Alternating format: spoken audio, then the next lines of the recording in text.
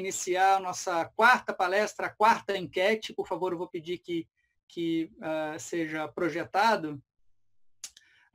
Um paciente com hepatite B crônica, HbA1c não reagente, com clearance de creatinina estimado em 35 ml por minuto e a carga viral superior a 2.000 unidades, já em uso de lamivudina. Qual a melhor opção terapêutica? Entecavir, 1 mg por dia, tenofovir disoproxil, tenofovir alafenamida ou interferon pegilado? Por favor, votem nessa enquete. E para discutir esse assunto sobre a interface do vírus de hepatite B e a doença renal crônica, nós temos a honra de receber a professora Renata de Mello Pérez, que é professora associada da Universidade Federal do Rio de Janeiro, médica da disciplina de gastroenterologia da Universidade Estadual do Rio de Janeiro e pesquisadora do Instituto DOR. Renata, vamos ver primeiramente os resultados dessa nossa enquete. Já temos? Então, muito bem, Entecavir, 15%, tenofovir disoproxil, 4%, tenofovir alafenamida, 80%, interferon pegilado, 1%. Ao final da sua palestra, Renata, a gente retorna esses resultados para o seu comentário. Muito obrigado pela sua presença, que muito abrilhanta nosso evento.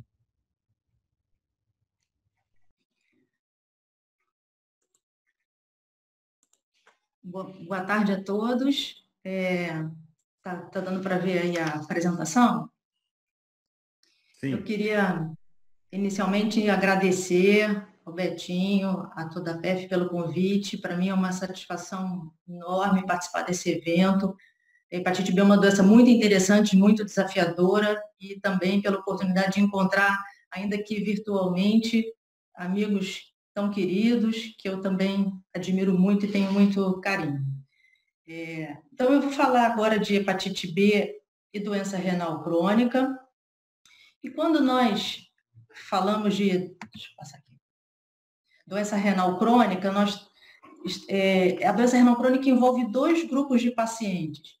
Os pacientes que estão em tratamento conservador, e eles têm um espectro variável de alteração da função renal, que vai desde uma função renal pouco alterada até uma função renal muito comprometida, e um outro grupo distinto que são os pacientes em hemodiálise.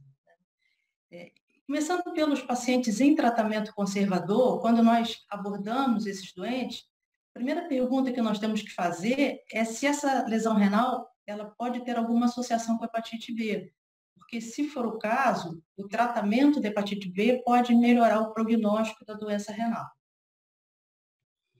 E aí, as principais causas que são mais diretamente relacionadas ao vírus B são a glomerulopatia membranosa, a glomerulonefrite membrano-proliferativa e a poliarterite nodosa. Então, essas doenças podem estar relacionadas, mas também nós temos que lembrar que as doenças, os pacientes com hepatite B, eles muito frequentemente têm aquelas outras doenças comuns, hipertensão, diabetes, e eles podem ter alteração renal relacionada a essas outras doenças, nefropatia diabética ou hipertensiva. E se nós estivermos diante de um caso com uma cirrose mais avançada, a alteração renal também pode ser secundária às alterações perfusionais da cirrose. Então, existe um espectro de possíveis causas de alteração da função renal nesse grupo de pacientes que se chama doença renal crônica em tratamento conservador. A abordagem desses pacientes, ela deve se basear num tripé, que é, primeiro passo, avaliar se existe a replicação viral clinicamente significativa, avaliar a etiologia da doença renal, se tem alguma possível relação com o vírus da hepatite B, e fazer uma avaliação da gravidade da doença hepática.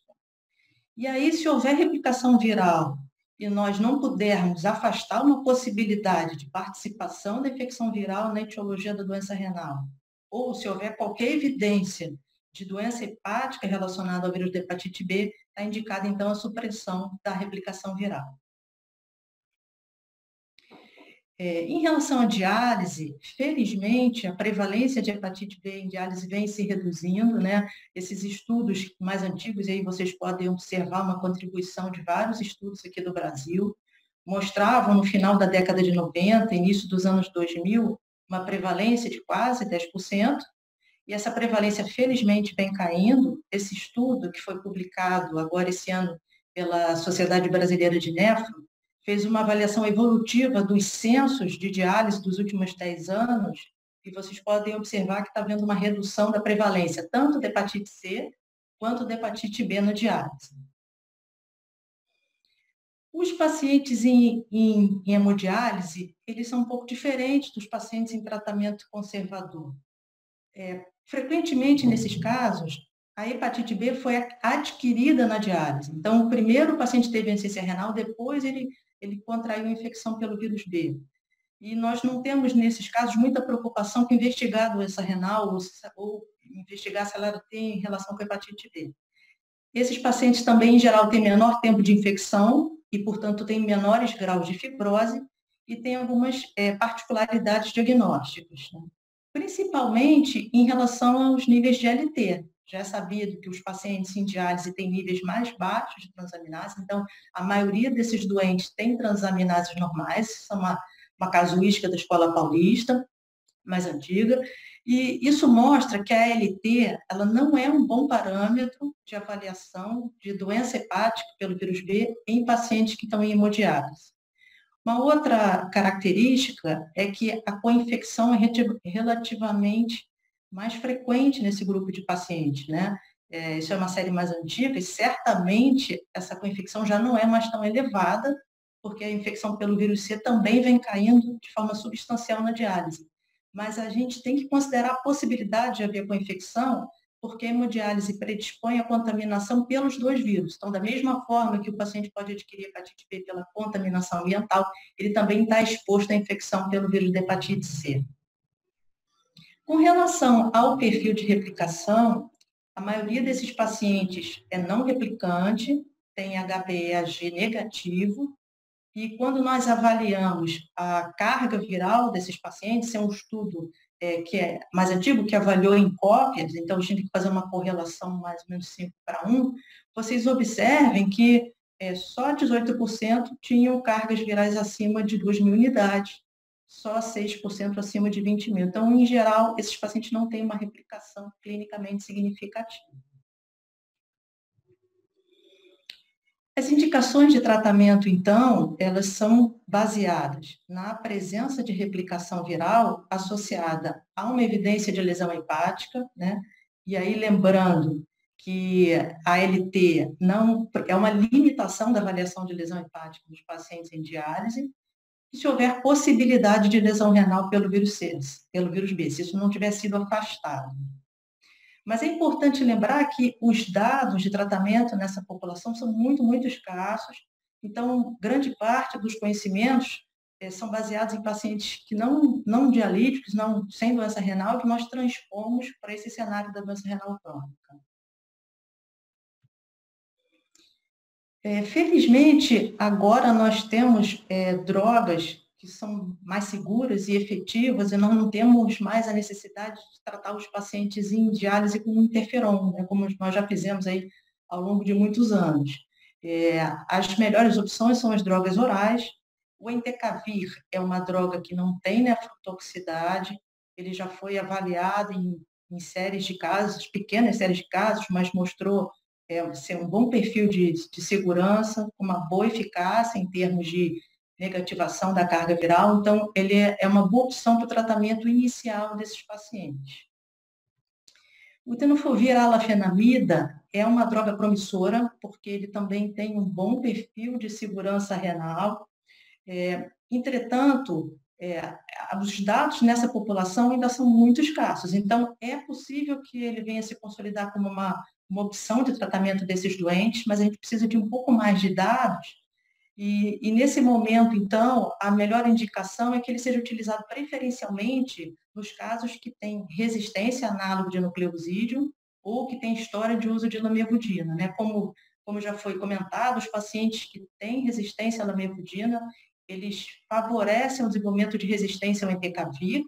Então, os pacientes com resistência à lamivudina, o entecavir não é uma boa opção, o ideal é que a gente faça tenofovir, e aí o tenofovir alafenamida, por ter menor toxicidade renal, seria a melhor opção. E o tenofovir ainda tem indicações, ainda tem a indicação mais restrita para esses casos que têm resistência a análogo nucleosídico, quando o tenofovir alafenamida não estiver disponível. Então, nós ainda não temos, né, disponível, e o tenofovir é a opção nesse caso. Se tiver a opção de utilizar uma droga com menor nefrotoxicidade, seria melhor. É importante lembrar que é necessário fazer uma correção da dose desses medicamentos de acordo com a taxa de filtração glomerular, lembrando que os pacientes com clearance menor que 30 são os que têm uma disfunção renal mais acentuada ou terminal. A correção da dose do entecavir, ela deve ser feita como está especificado aqui. Se o paciente tem um clearance acima de 50, ele utiliza a dose habitual. Se tiver um clearance entre 30 e 50, utiliza um comprimido a cada 48 horas. Esse intervalo aumenta para 72 horas, se o paciente tiver o clearance entre 10 e 30. E nos pacientes indiários, ele é feito uma vez por semana, preferencialmente após hemodiálise. O tenofovir alafenamida, a dose é única, ela não precisa ser corrigida pela taxa de filtração glomerular. Só é importante lembrar que para os pacientes com clearance abaixo de 30, os dados de segurança são muito limitados, tá? E ele não é recomendado para os pacientes que têm um clearance abaixo de 15 e que não estão em diálise. Quando for necessário utilizar o tenofovir, o espaçamento de doses dos comprimidos é exatamente igual ao do entecavir.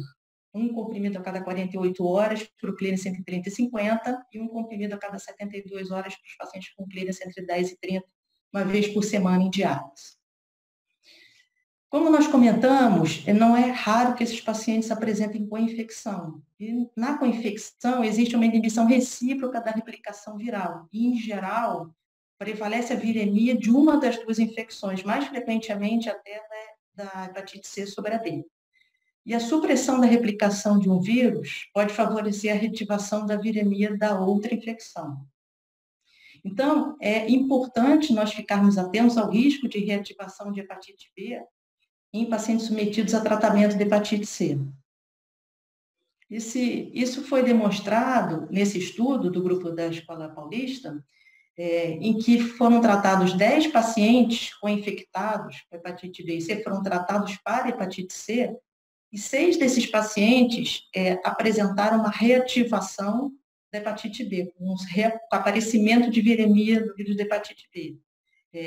E principalmente interessante, esse 6º caso, foi um paciente que não respondeu ao tratamento de hepatite C, mas em determinado momento ele teve um aumento da replicação do B. Quando aumentou a replicação do B, isso suprimiu o C. Ele, quando foi tratado para a replicação do B, ele voltou a replicar o vírus da hepatite C, mostrando realmente que existe uma inibição recíproca, assim, quase como um mecanismo de gangorra. Então, quando nós tratamos a hepatite C nesses doentes, é importante nós ficarmos atentos ao reaparecimento da replicação do B, e isso acontece principalmente nos primeiros 24 meses. Vou falar agora, assim, muito brevemente de transplante renal, só porque os dados de transplante acabam interferindo um pouco na conduta do renal crônico e porque alguns desses pacientes transplantados têm algum grau de disfunção renal pela disfunção do enxerto. Então, uma coisa importante é a questão da reativação. Isso é uma série de casos antiga, mas que mostra de uma forma clara que quando os pacientes reativam, eles podem apresentar uma lesão histológica agressiva, com hepatite colestática fibrosante, com cirrose, com hepatite crônica com muita atividade, transaminases elevadas, com carga viral elevada, mesmo quando esses pacientes, antes do transplante, não apresentavam nenhuma alteração significativa. Então, nessa série de casos, esses pacientes que exacerbaram com lesão histológica grave, na avaliação pré-transplante, eles não tinham nenhuma lesão histológica significativa, tinham transaminases absolutamente normais, e, principalmente, a maioria tinha HBV-DNA indetectável. Tá? Isso indica que o estado de replicação do vírus da hepatite B ou de lesão pré-transplante em nada prediz a ocorrência ou a gravidade da reativação que ele pode ter depois do transplante, o que ressalta a importância de manter esses pacientes imunossuprimidos. Isso também pode ser comprovado por esse outro estudo também do grupo da Escola Paulista, também orientado pela professora Maria Lúcia, que acompanhou 140 pacientes transplantados renais e observou exacerbação de hepatite B em 25% dos casos. E entre esses casos que apresentaram essa exacerbação, 17% apresentaram insuficiência hepática e 9% evoluíram para o óbito, que mostra que essa exacerbação ela é frequente e ela é potencialmente grave. E ressalta a importância de suprimir a replicação viral.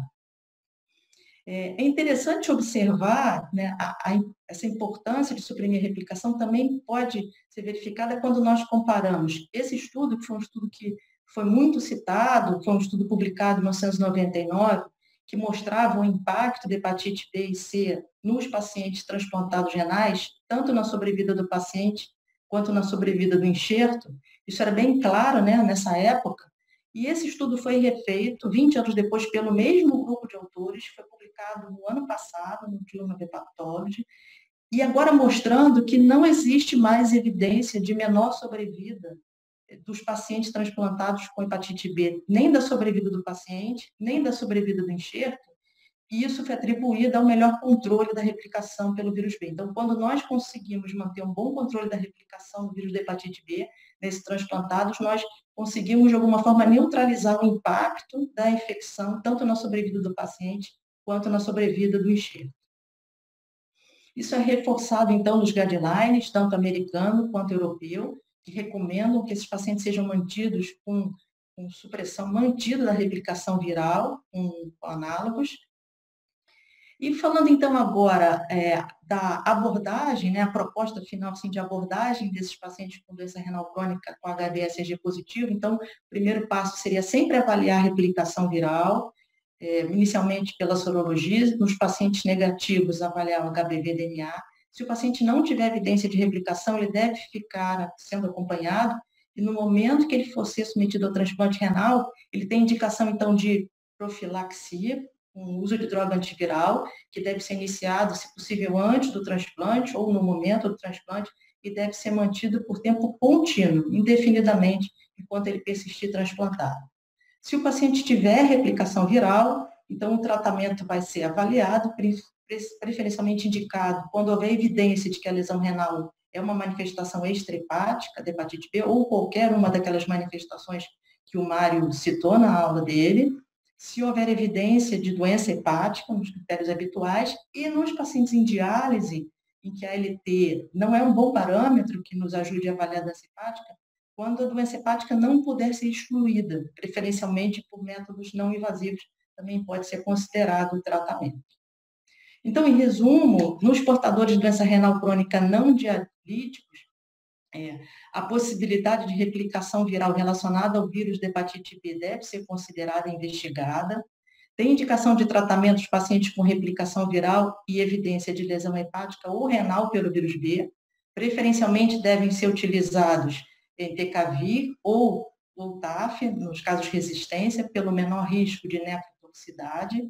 Em portadores de co-infecção HBV-HCV, pode ocorrer reativação da hepatite B após a cura da hepatite C. Então, nesses casos, é recomendável manter uma cuidadosa monitorização do HBV-DNA após a cura da hepatite C. E é recomendável um tratamento antiviral contínuo para os pacientes com HBsAg submetidos a transplante renal. Obrigada. Muito obrigado, Renata, pela excelente aula, que sempre impressiona, justamente por ser você uma pessoa com tanta experiência no assunto. E queria que você comentasse, então, os resultados da nossa enquete sobre a escolha da melhor opção terapêutica para esse paciente HBsAg não reagente, com clearance de 35 e carga viral acima de 2.000, sob o uso de lamivudina.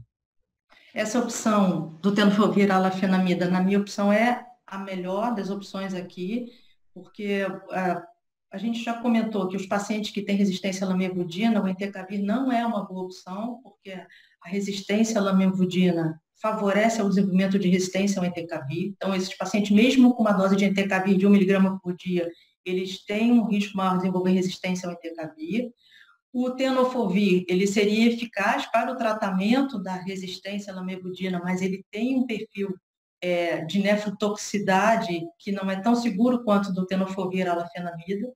E o interferon pegilado, além do Mário já ter comentado, não era a melhor opção para o HbA negativo, eu também não acho que seja uma boa opção para os pacientes com doença renal crônica. Então, eu acho as drogas antivirais orais, que têm um perfil de segurança renal melhor, são as melhores opções, e aqui nesse caso, tendo resistência à lamivudina, o tenofovir alafenamida, a meu ver, seria a melhor opção. Obrigado, Renata, mais uma vez. E já já a gente vai ter oportunidade de discutir brevemente alguma questão após a nossa última aula.